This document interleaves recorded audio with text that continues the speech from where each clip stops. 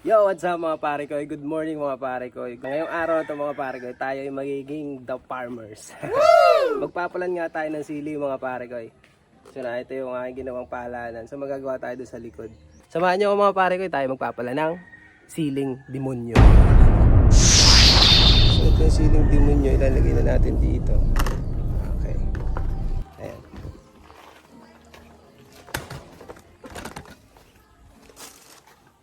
So bali may napala na ako dito mga pare ko. Ito. Comment na lang kayo kung tama ba yung ginawa ko. Ito yung lupang puro tayo ng baboy. So naging lupa na siya. Yan kanya papansin nyo may mga sili na siya. Ito yung itsura niyang sili. So magagawa tayo dun sa likod, ipapatong natin ito. Mamaya try natin tanggalin na yung buto nito. So tuyo naman na siya, ayan. Tatanggalin na natin yung buto nito mamaya. So gagawa muna tayo ng patungan nito. Okay, let's go.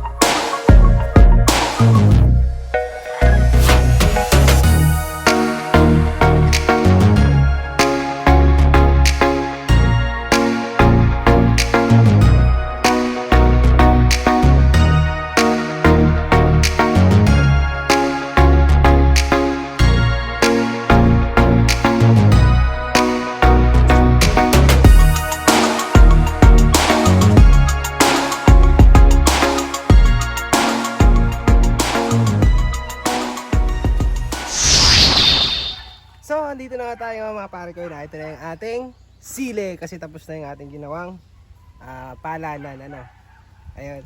Okay na, tinali ko na, matibay na siya. So, ito. So, may mga tanim na talaga siyang sili mga pare ko. Nasabi ko naman sa inyo kanina. So, ayun. Ito, tatanggalin na natin. Ayun. Ayan. Bubukat-katin na natin yung sili. Tama yung laman ng buto niya mga pare. Ayun, buto niya. Laman ng siling demonyo na to mga pare ko. Ayan, yung laman ng siling demonyo. Ayan. Wow. Ganda ng laman ng siling demonyo. Ayan, look mo. Ayan, ito ang laman ng siling demonyo. So ayun, gagawin natin, kakalat lang natin. Ayan. Kasi tuyo na siya. So sana magkaigi. Kasi first time ko lang din naman magtanim. Ganito lang. Siyempre, wag natin kalilimutang magdilig. Didiligan natin to everyday. So kung napapansin nyo, tapos na rin tayo dito sa ginawang net, yung bubong, para hindi masyadong mainit. Yung init kasi dito, galing lang doon kasi morning pa ngayon. Anong oras pa? So lahat na natin to ipapalan. Ayan. May mga sariwa pa pero dito na natin patutuyin.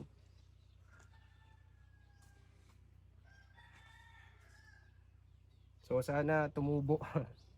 Ano sa tingin nyo mga pare ko Comment lang kayo mga pare ko kung tama ba itong ginagawa ko At kung tama ba kung siling demonyo nga ito. So pakinggan nun. Siling demonyo. So siguro ito lang tatanim natin ito kasing iba ayan, anong color na nung nyo. Ito yung color niya.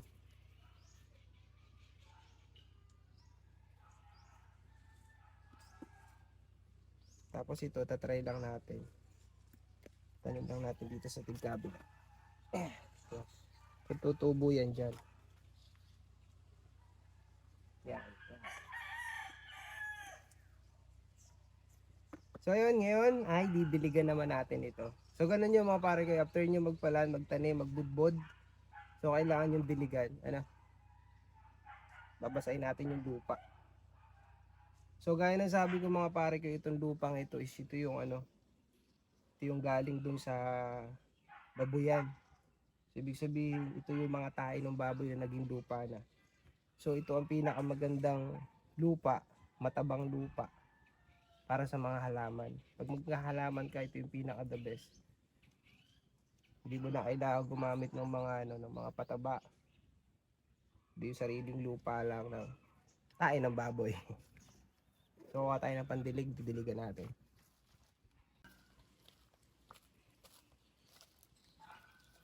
So ayun, dito na natin ilalagay. Para hindi masyadong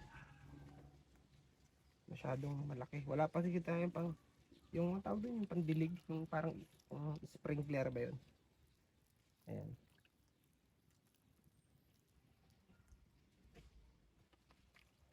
Huwag nyo kakalimutan mga pare ko, everyday nyo sa diligan. Siyempre, bibisitahin nyo rin to lagi. Kasi baka mamaya, tinitirahan na ng langgam ano. So, kailangan talaga natin ang alaga din ito. Hindi ko mo tanim na yan dyan, nakapala na yan dyan, eh, okay na. So, kailangan pa rin ng, alam niyo yung pagmamahal. Pagmamahal sa halaman. Alagang baby. Ayan. Oh, di ba? Okay na siya mga pare ko, hindi ko lang alam kung ilang araw bago siya tumubo. So titingnan natin, aabangan natin siya. Sa mga susunod nating vlog mga pare ko, makikita natin kung ilan ba yung tutubo. Ano? Siyempre makakasama ko rin kayo pagtatanim nito kung saan natin ito itatanim.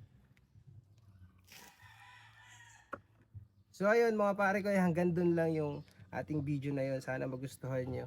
At yung may mga komento, may mga suggestion, comment lang kayo mga pare ko kung tama ba yung ginawa ko. At kung siling demonyo nga ang tawag dito, para sa kamatis. So hanggang dun lang mga pare ko.